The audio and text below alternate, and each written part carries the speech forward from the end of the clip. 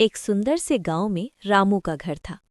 उसके घर में उसकी पत्नी सीता और छोटी बहन गीता साथ रहती थीं। सीता बहुत मेहनती, शांत और समझदार थी, जबकि गीता थोड़ी चंचल और काम से बचने वाली थी। उसे जल्दी थक जाना और आराम करना ज्यादा पसंद था। एक दिन सुबह सुबह सीता और गीता नदी किनारे जा रही थी। सीता सिर पर पानी का घड़ा रखे हुए थी और गीता लकड़ियों का गट्ठर लेकर चल रही थी। रास्ता हरा भरा था, चारों तरफ पेड़ पौधे और पक्षियों की चहचहाहट सुनाई दे रही थी। चलते चलते अचानक उन्हें एक बच्चे के रोने की आवाज सुनाई दी। गीता ने इधर उधर देखा और बोली, भाभी, कहीं से बच्चे के रोने की आवाज आ रही है। दोनों आवाज की दिशा में गई। वहां उन्होंने देखा कि एक पेड़ की टहनी पर कपड़े का झूला बंधा हुआ है और उसमें एक छोटा सा बच्चा लेटा रो रहा है। झूला हवा से हिल रहा था। गीता घबरा गई और बोली, भाभी, हमें देर हो रही है, किसी का बच्चा होगा, उसकी माँ आ जाएगी, चलिए, हमें अपना काम भी करना है। लेकिन सीता का दिल उस रोते हुए बच्चे को देखकर पसीज गया। उसने कहा, गीता, सोचो अगर हम इसे ऐसे ही छोड़ दें और इसे कुछ हो जाए तो? पहले इसे शांत करते हैं, फिर आगे जाएंगे।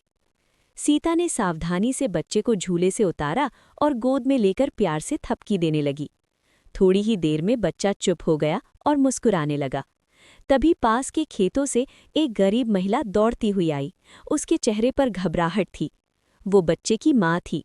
उसने आते ही बच्चे को सीता की गोद में सुरक्षित देखा तो उसकी आंखों में आंसू आ गए। वो हाथ जोड़कर बोली, बहन, मैं खेत में काम कर रही थी।